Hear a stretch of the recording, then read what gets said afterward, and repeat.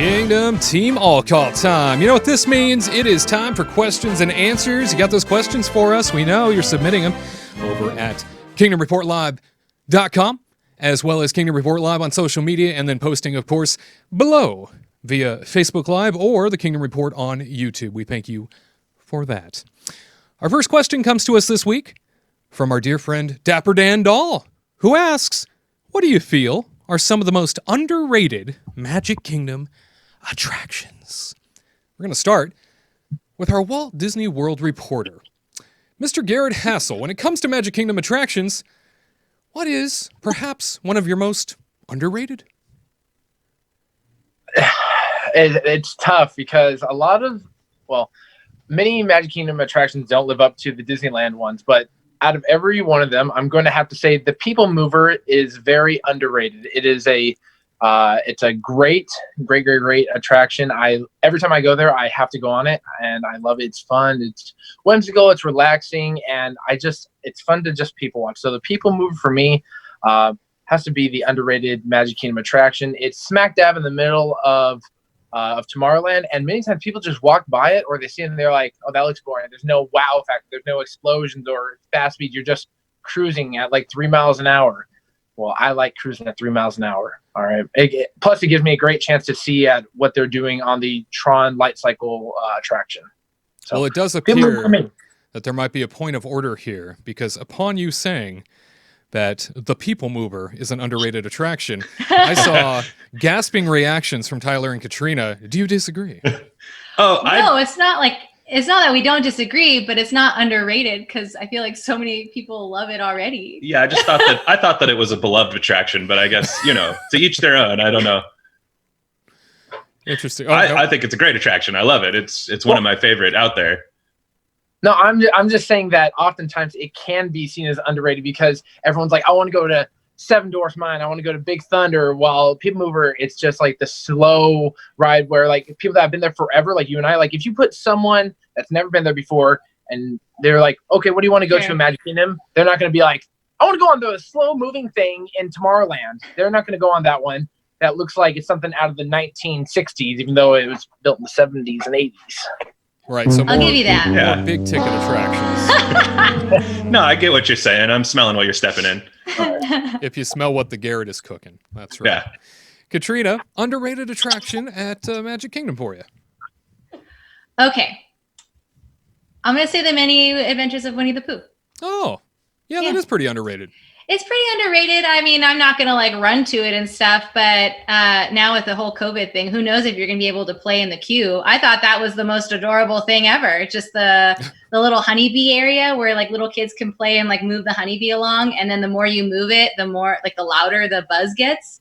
And then just going to the honey wall and then just going like this and just playing with the honey to see what kind of pictures underneath. And then I think it's a really great ride and kind of thing for kids because it keeps them occupied. So it's like a ride and a jungle gym in one, like a playground. So it gets kids occupied, and a lot of people don't really think about it. So I love it. It's an all-encompassing experience. That's right. And, Garrett earlier this year did a complete overview of that very attraction. And so you can check that out at the Kingdom Report on YouTube and experience a little Pooh action with our dear friend Garrett. Yeah, there's nothing like Pooh and Garrett together. Extra special. That's what they say. Nothing like Pooh and Garrett together. That's right. Nope. The two of those together are a special blend, I like to say.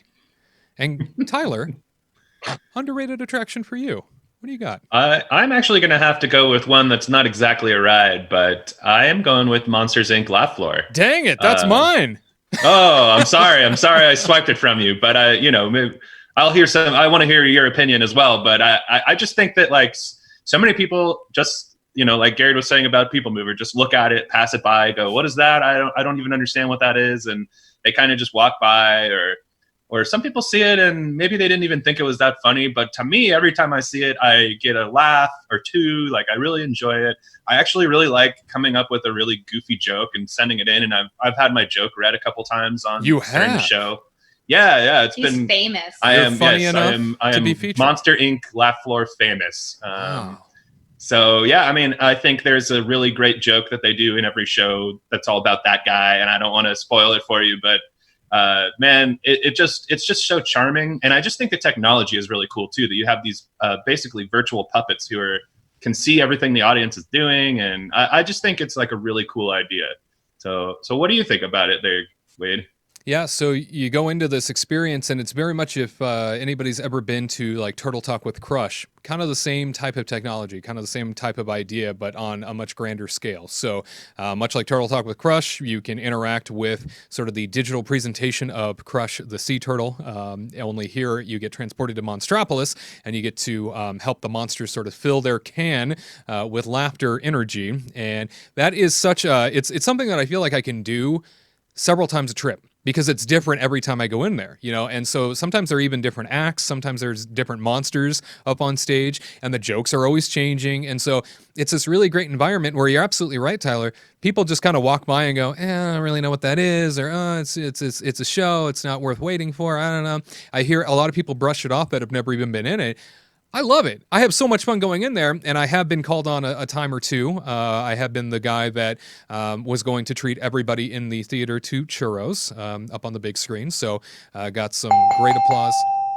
Huge win there. So definitely was able to be a part of the experience. But there's nothing more fun in Magic Kingdom to me than being a part of that really like interactive experience with these monsters. And you know, even Roz, who makes that consistent appearance throughout the show, even though a lot of her lines are pretty canned and strategic based on how the show runs, she's still hilarious every time to me. I mean, the deadpan nature of Roz is fantastic. So if you have never been into Monsters and Claflor, it's a must. It's an absolute treat. It's something that I always make sure that I stop off at least once or twice during every Magic Kingdom trip. And we're going to transition here. I was going to say pivot to producer Kurt in the production dungeon. Kurt, Magic Kingdom, underrated attraction. What do you got? Well, I mean, since all the good ones were taken now, because I really like the laugh floor as well, but I'm gonna go with the Mickey's Philhar Magic. Oh yes, I enjoy that every time I go. It's nice to sit down. It's air conditioned. Get out of the Florida heat, and I really like anything with Sorcerer Mickey in it. Mm-hmm. So seeing his hat make an appearance throughout, and all the classic Disney, shows and musicals, and just seeing the whole stage just kind of explode and have of magic. That hat runs the show. Yeah. So there's two things that you pretty much will always get me is Sorcerer Mickey and Stitch. And if those are in there, I'm good. Wow. You have me. So how did you feel about the dilapidation of Stitch's Great Escape as it faded away? Well, I actually liked that ride. Yeah. It wasn't anything like amazing compared to, everything else at Disney World, but I actually liked it. I enjoyed it, and I was sad to see it go because there's so little things that deal with Lilo and Stitch. Now, if that were still open, right? Yeah. So if that was still an attraction you could go to, is that something that you would consider to be an underrated classic at Magic Kingdom? I would, yeah. I liked it. It was fun. It was cheesy. It was kind of weird, but it was. Every time I went on it, a little kid was crying. Yeah. Because it is also very scary.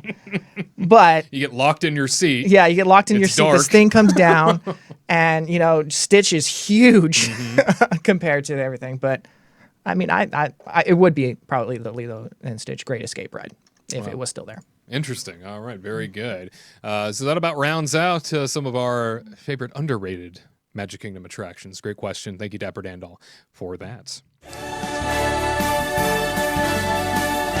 To all who come to this happy place, welcome.